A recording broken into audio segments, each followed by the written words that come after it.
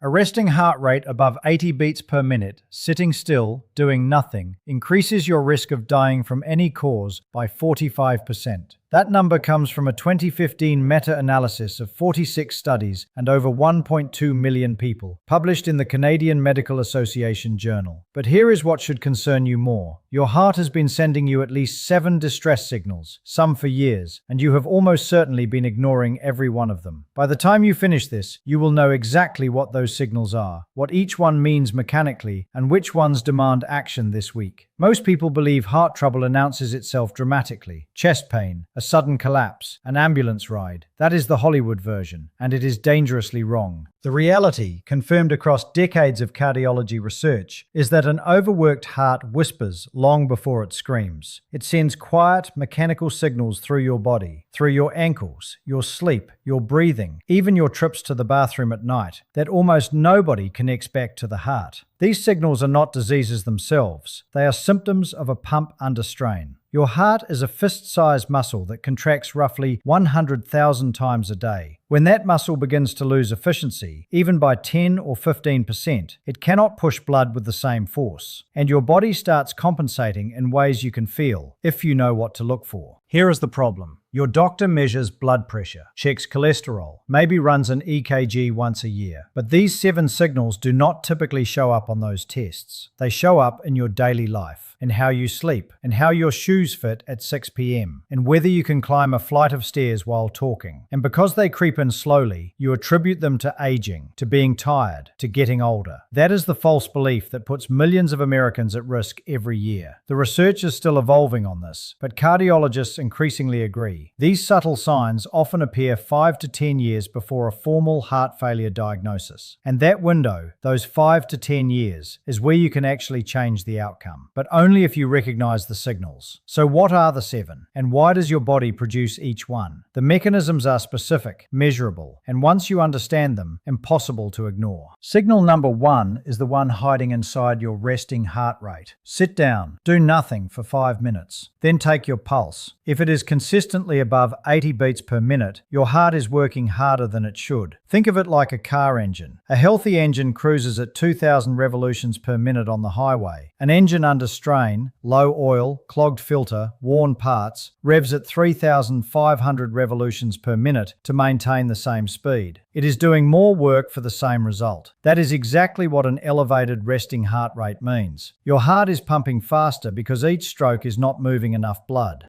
The Copenhagen Male Study, led by Dr. Magnus Thorsten Jensen and published in 2013, followed 2,798 men for 16 years. Men with resting heart rates between 81 and 90 beats per minute had roughly double the cardiovascular mortality risk compared to those below 65. A separate meta-analysis published in the Canadian Medical Association Journal in 2015, covering 46 prospective cohort studies and 1,246,203 participants, found that every 10 beat per minute increase in resting heart rate was associated with a 9% increase in all-cause mortality and an 8% increase in cardiovascular death. Those numbers held even after adjusting for blood pressure, cholesterol, diabetes, and smoking. What makes this signal so dangerous is that most people have no idea what their resting heart rate actually is.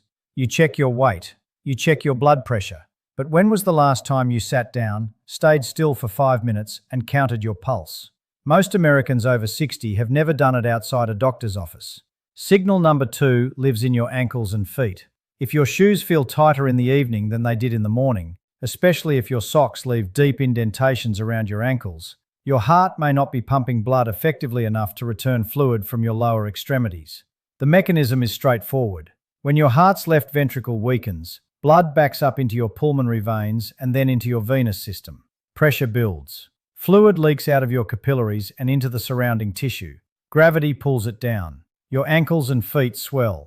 The clinical term is peripheral edema. A 2022 review published in the journal Biomedicines, analyzing the mechanisms of edema and congestive heart failure, confirmed that neurohormonal activation, particularly the renin-angiotensin-aldosterone system, drives fluid retention in early-stage heart failure. Your body, sensing reduced blood flow to the kidneys, responds by telling the kidneys to hold on to sodium and water. More fluid, more swelling, and you think your shoes shrank. Some scientists dispute whether mild ankle swelling alone is a reliable early indicator, because it can also result from venous insufficiency, medication side effects, or simply standing all day. That is a fair point. But here is the distinction. Cardiac edema tends to be bilateral, both ankles, and it worsens throughout the day and improves overnight. If that matches your pattern, pay attention. Signal number 3 is the one you hear every night, or rather, the one that wakes you up. Nocturia. Getting up to urinate 2, 3, 4 times per night. Most people blame their prostate, or their bladder, or that glass of water before bed. But here is what happens when an overworked heart meets gravity. During the day, fluid pools in your legs because your heart cannot pump it back efficiently. At night, when you lie flat, that pooled fluid re-enters your bloodstream. Your blood volume increases, your heart stretches, and in response, your cardiac cells release atrial natriuretic peptide, a hormone that tells your kidneys to dump sodium and water. The result? You need to urinate repeatedly. A study published in the journal Neurology and Urodynamics showed that elevated BNP levels, brain natriuretic peptide, a marker released when heart muscle is under strain, were independently associated with both the severity and frequency of nighttime urination in patients with cardiovascular disease. Your bladder is not the problem. Your heart is the problem. Your bladder is just the messenger. But this is only half the story. What the other 4 signals reveal about your heart's daytime performance is even more telling. Signal number 4 is one you feel in your chest and your lungs, but not the way you would expect. You are not gasping. You are not wheezing. You are simply out of breath doing something that never used to bother you. Carrying groceries from the car, walking up a single flight of stairs, talking while you walk. That mild breathlessness, what cardiologists call exertional dyspnea, is one of the earliest functional signs that your heart's output is dropping. Here is the mechanism. When your left ventricle cannot pump blood forward efficiently, blood backs up into your pulmonary veins. Pressure rises in the tiny capillaries of your lungs. Fluid begins to seep into the air sacs, the alveoli, where oxygen exchange happens. Even a small amount of fluid in those sacs reduces your lungs' ability to transfer oxygen into your blood. You are breathing the same amount of air, but your body is extracting less oxygen from it. The result feels like you are out of shape, but you are not out of shape. Your lungs are waterlogged. The American Heart Association lists exertional dyspnea as the single most common presenting symptom in early heart failure. A report from Johns Hopkins Medicine noted that patients often dismiss this symptom for 1 to 3 years before seeking medical evaluation. That delay matters enormously. If you have ever noticed that you need more pillows to sleep comfortably, that lying flat makes you feel short of breath, that is a related signal called orthopnea. The Cleveland Clinic defines it as breathlessness that occurs when lying down and improves when sitting up. When you lie flat, the fluid that pooled in your lungs during the day redistributes evenly. Your already compromised heart cannot handle the extra volume. You prop yourself up, you breathe easier, and you think it is just a comfort preference. It is not. It is your heart telling you it cannot manage blood return in a horizontal position. Signal number 5 hides inside your fatigue. Not the tired after a long day kind. The tired at 10 a.m. for no reason kind. Your heart's entire job is to deliver oxygen-rich blood to every organ, every muscle, every cell. When cardiac output drops, the first thing your body sacrifices is non-essential energy. Your muscles get less oxygen. Your brain gets less oxygen. You feel heavy, sluggish, drained. Research published in the Journal of the American Medical Association, the JAMA Internal Medicine Archive, found a direct relationship between reduced hemodynamic function and self-reported fatigue in otherwise healthy adults. And a separate report estimated that roughly 42% of adults over 65 report significant fatigue, but fewer than a third ever have their cardiac output evaluated. If this is making sense and you want to hear the final 2 signals, the ones almost no one connects to the heart, subscribe now.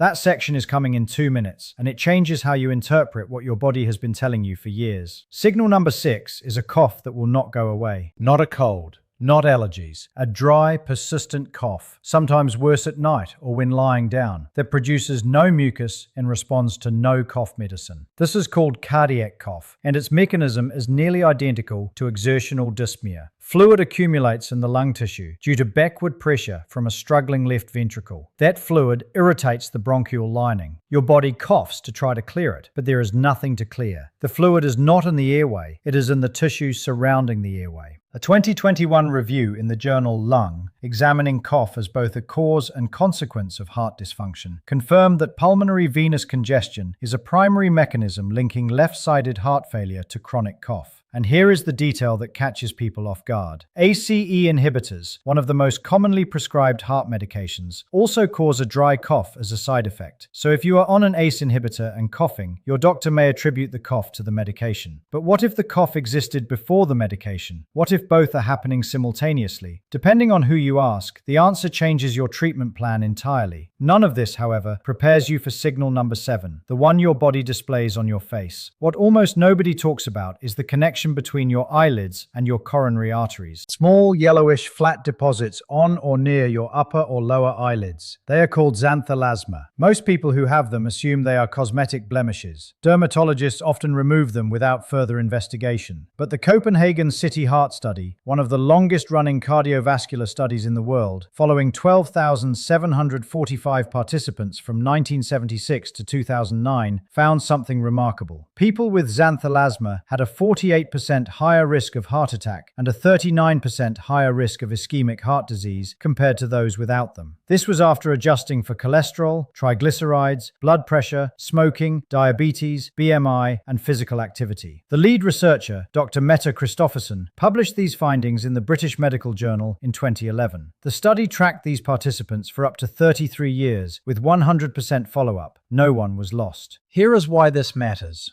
Xanthelasma are deposits of cholesterol esters inside macrophages, the same immune cells that build arterial plaques. The mechanism that creates a yellow bump on your eyelid is biochemically similar to the mechanism that narrows your coronary arteries. Your eyelid is showing you, on the outside of your body, what is happening on the inside of your blood vessels. Historians still argue whether xanthelasma should be considered a standalone risk marker or merely a cosmetic finding. The Stanford Medicine 25 project even noted that some studies found no independent association with coronary artery disease in type 2 diabetics specifically. But the Copenhagen data, with its massive sample size, 33-year follow-up, and robust multifactorial adjustment, remains the strongest evidence to date, and it says the deposits matter. Read that last part again. A yellow spot near your eye predicts a heart attack more reliably than your triglyceride level alone. Your body has been putting the evidence on your face. You just were not looking. Now here is where all 7 signals converge into a single truth. Your heart does not fail suddenly. It fails gradually, signal by signal. Each one of these 7 findings, elevated resting heart rate, bilateral ankle swelling, nighttime urination, exertional breathlessness, unexplained fatigue, persistent dry cough, and eyelid deposits, represents a different pathway of the same underlying problem, a heart that is working harder than its design allows. The medical term is cardiac decompensation, but the plain English version is simpler. Your heart is spending its reserve capacity on basic functions, and it has nothing left for emergencies. When a healthy heart needs to increase output during exercise, stress, or illness, it has 300 to 400% reserve capacity. It can quadruple its output. A heart that has been overworking for years might have 50% reserve, maybe less. And that is when a flu, a fall, or a stressful event pushes it past its limit. So the question becomes, if your body is sending these signals, what can you actually do this week, this month, to reduce the load on your heart? Here are 5 specific steps. Each one targets a different mechanism behind the 7 signals. Step 1. Measure your resting heart rate every morning for 2 weeks. Do it before you get out of bed. Sit upright for 2 minutes, then count your pulse at your wrist for a full 60 seconds. Write the number down. If your average is consistently above 78 to 80 beats per minute, bring that log to your doctor. Do not rely on a single reading. Heart rate fluctuates with stress, caffeine, and sleep quality, but a 2-week average is a reliable baseline. This takes 90 seconds per day and gives you a number most doctors never see. Step 2. Check your ankles at 2 specific times. Morning, right after you wake up, and evening, around 7 or 8 p.m. Press your thumb into the skin above your ankle bone for 5 seconds. Release. If the indentation stays for more than 3 seconds, what clinicians call pitting edema, note how deep it is and how long it persists. Track this daily. If you notice progressive worsening over a week, especially in both legs, that is a signal worth investigating promptly. Dr. Clyde Yancey, Chief of Cardiology at Northwestern University Feinberg School of Medicine and former president of the American Heart Association, has emphasized that bilateral lower extremity edema in patients over 60 warrants cardiac evaluation before attributing it to any other cause.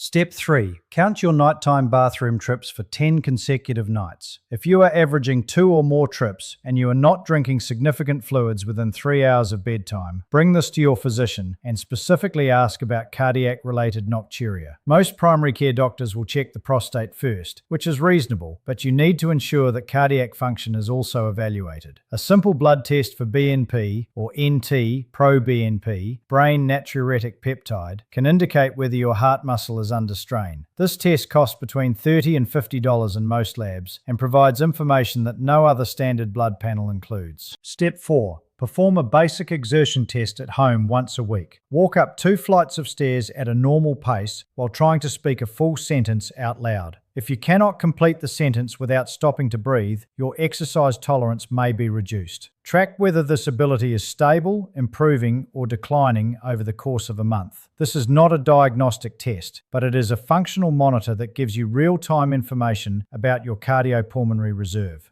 Step 5. Look at your eyelids in a mirror under good lighting. Look for any raised, yellowish, smooth patches, particularly near the inner corner of the upper or lower lids. If you find anything matching that description, schedule a comprehensive cardiovascular risk assessment. Request a lipid panel including lipoprotein A, a carotid ultrasound, and a coronary artery calcium score. These 3 tests together give a far more complete picture than a standard cholesterol panel. If even one of these steps was new to you, hit like. It tells the algorithm to show this to more people who need it. And honestly, most people will never hear this information in a 15-minute doctor visit. Here is the larger truth about your heart and your life past 60. Your body was never designed to be silent. It was designed to communicate. Every signal it sends, from the swelling in your ankles to the rhythm of your pulse to the yellow patches on your skin, is a message written in the only language your body knows: physical change. The problem has never been that your body stopped talking. The problem is that modern medicine trained you to wait for emergencies instead of listening to whispers. 7 signals, each one connected to a specific, measurable mechanism, each one detectable without a single medical device, and each one, if caught early enough, pointing toward a problem that can still be slowed, managed, or in some cases reversed. The research from Copenhagen, the meta-analyses covering over 1 million people, the cardiology departments at Northwestern, Johns Hopkins, the Cleveland Clinic, they all point to the same conclusion. The difference between heart failure at 70 and heart health at 80 is not genetics. It is not luck. It is attention. I want to hear from you. Drop a comment below. Which of these 7 signals have you been experiencing? And did you ever connect it to your heart? I read these comments. They matter. Your heart does not quit. It asks for help. That is the line worth remembering, not because it sounds good, but because it is mechanically, biologically true. Every signal in this video is your heart asking, in the only way it can, for less strain, better fuel, and someone who is finally paying attention. Share this with someone who needs it. A spouse, a sibling, a friend who has been dismissing their fatigue or their swollen ankles as just getting older. And if you have not subscribed yet, you should. What is coming next week is a full breakdown of the 1 daily habit that directly reduces cardiac workload, and I have been building that script for months. Your heart has been talking. Now you know the language.